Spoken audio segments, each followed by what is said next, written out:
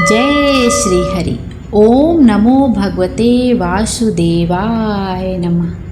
प्रिय भक्तों, गुरुवार की यह पावन, शांत और करुणामयी बेला, जब सुबह की कोमल किरणें धीरे धीरे धरती को छूती हैं और उस स्पर्श में एक ऐसी शांति होती है जो शब्दों से नहीं, केवल हृदय से अनुभव की जाती है। जब हवा का हर झोंका मानो एक अदृश्य आशीर्वाद लेकर आता है और मंदिर की घंटियों की मधुर ध्वनि धीरे धीरे मन के भीतर उतरती चली जाती है। यह वही दिन है जब सृष्टि के पालनहार भगवान विष्णु और माँ लक्ष्मी की कृपा बिना किसी आडंबर के चुपचाप भक्तों के जीवन को स्पर्श करती है। कहा जाता है, जो इस दिन अपने मन को थोड़ी देर के लिए शांत करके सच्चे भाव से प्रभु का स्मरण करता है, उसके जीवन के बोझ धीरे धीरे हल्के होने लगते हैं। और प्रिय भक्तों, यह कथा केवल सुनने के लिए नहीं, बल्कि महसूस करने के लिए है। तो बस अपने मन को थोड़ा थाम लीजिए, अपने विचारों को कुछ क्षण के लिए ठहरने दीजिए और इस भक्ति यात्रा में धीरे धीरे मेरे साथ चलिए। जय श्री हरि। बहुत समय पहले पहाड़ियों और खेतों के बीच बसा एक छोटा सा गांव था। नाम था देवग्राम। यह गांव बाहर से साधारण था, लेकिन भीतर बहुत कुछ कहता था।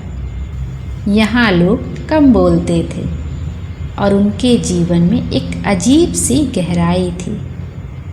गांव के किनारे एक पुराना सा तालाब था, जिसका जल हमेशा शांत रहता, और उसी तालाब के पास एक छोटा सा विष्णु जी का मंदिर था।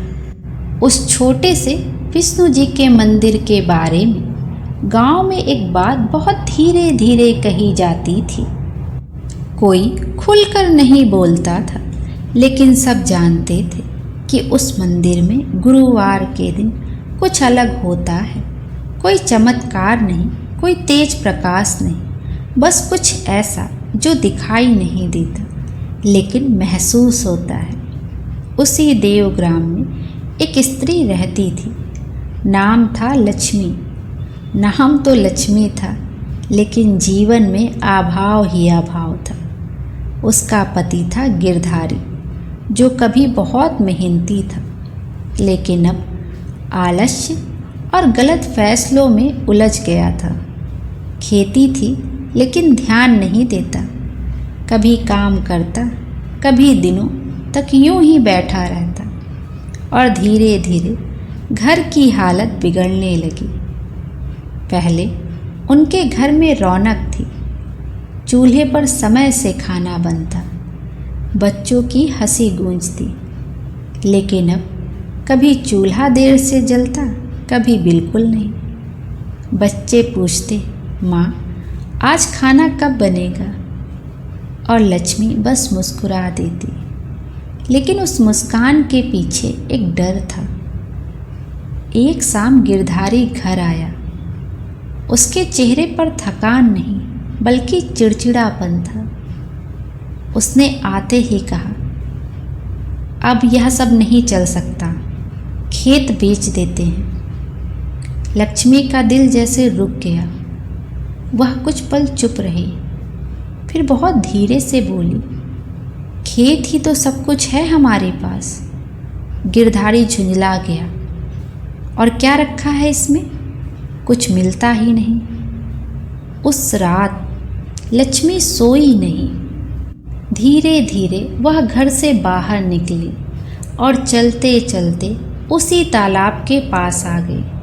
चारों तरफ सन्नाटा था, बस पानी की हल्की लहरें, और मंदिर के भीतर एक बहुत धीमी लौ जल रही थी। लक्ष्मी पहली बार उस मंदिर के पास जाकर बैठ गई। उसने कुछ नहीं कहा, कोई मंत्र नहीं, कोई विधि नहीं, बस बैठ गई और बहुत देर तक पानी को देखती रही। धीरे धीरे उसकी आंखों से आंसू गिरने लगे। तभी मंदिर के भीतर से एक वृद्ध पुजारी बाहर आए।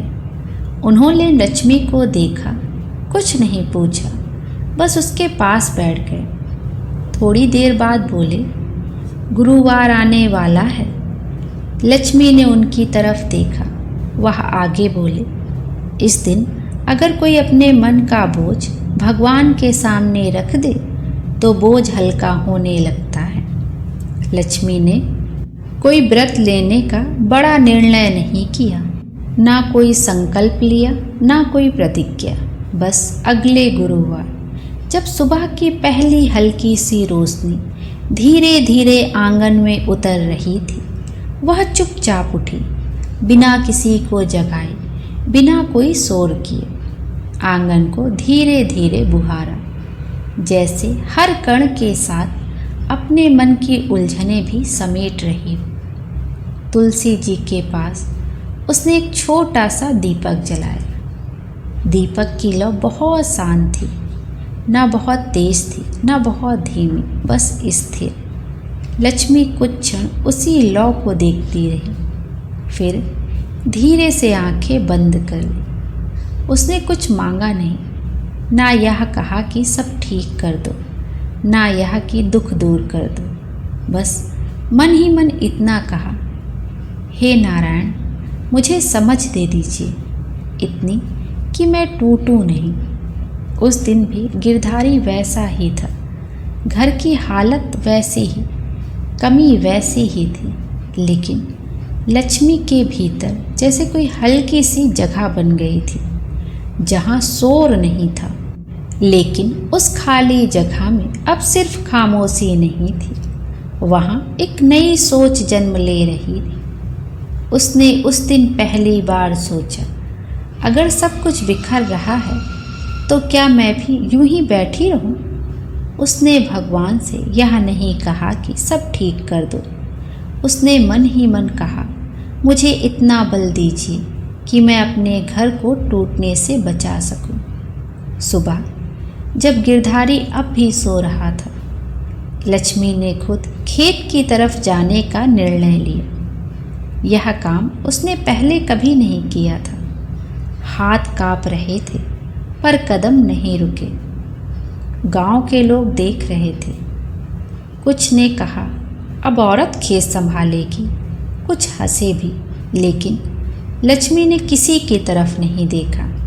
वह बस मिट्टी को देख रही थी।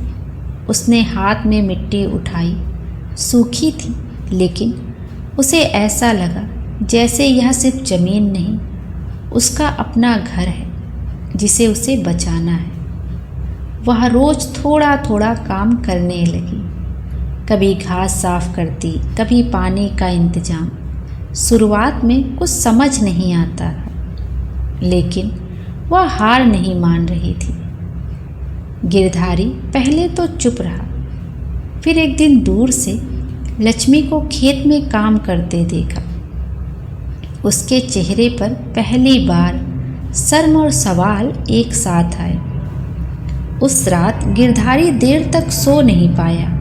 उसके मन में बार बार वही दृश्य आ रहा था, लक्ष्मी धूप में काम करती हुई और वह खुद छांव में बैठा हुआ। उस रात गिरधारी ने पहली बार खुद से सवाल किया, मैं कब इतना बदल गया और क्यों? उसने आंखें बंद की, लेकिन नींद नहीं आई।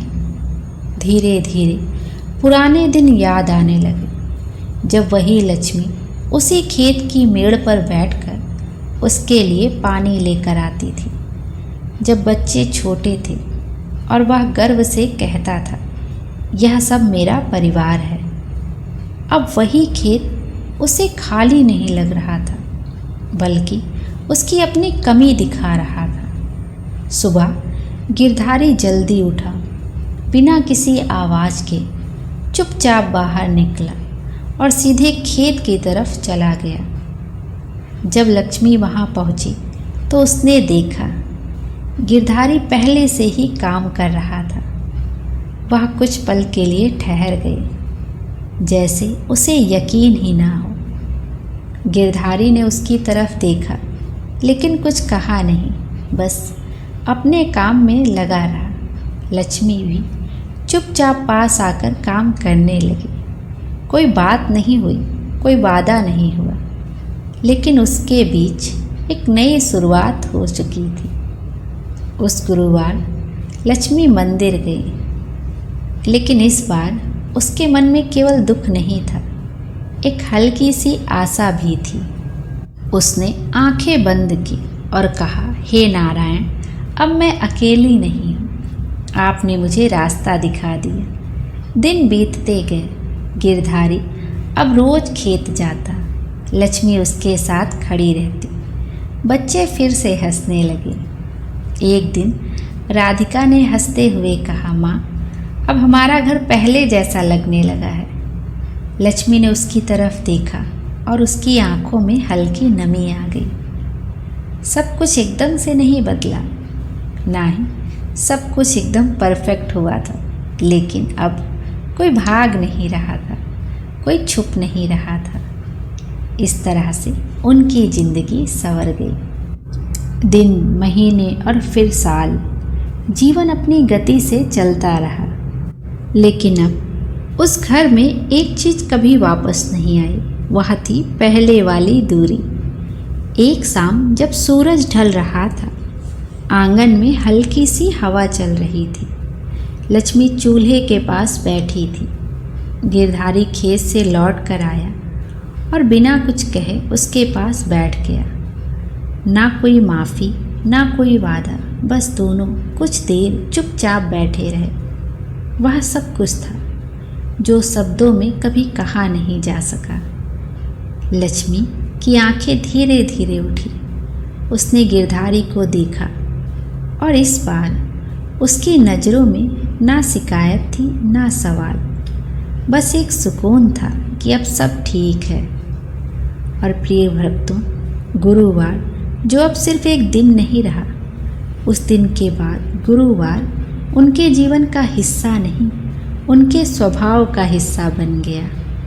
और प्रिय भक्तों, गुरुवार का व्रत हमारे जीवन में कोई शोर नहीं करता, यह चुपचाप बदलता है हमारी सोच, हमारे रिश्ते और हमारे जीवन को। और प्रिय भक्तों, कभी कभी भगवान हमारी ज़िंदगी नहीं बदलते, वह हमें बदल देते हैं। और जब हम बदल जाते हैं तो ज़िंदगी अपने आप बदल जाती है। जय श्री हरि। प्रभु आपके जीवन में भी ऐसे ही अनकहे बदलाव लाएं। और प्रिय भक्तों, अगर यह कथा आपके दिल को छू गई हो तो एक बार सच्चे मन से लिखिएगा, जय श्री हरि। और इस कथा को कहने में मुझसे कोई त्रुटि रह गई हो तो कृपया करके क्षमा कर दीजिएगा और अपने सुझाव अवश्य दीजिएगा, ताकि मैं आने वाली कथाओं को और भी बेहतर बना सकूं। और हरि नाम लेते रहिए, क्योंकि धीरे धीरे यही नाम जीवन को थाम लेता है। जय श्री हरि।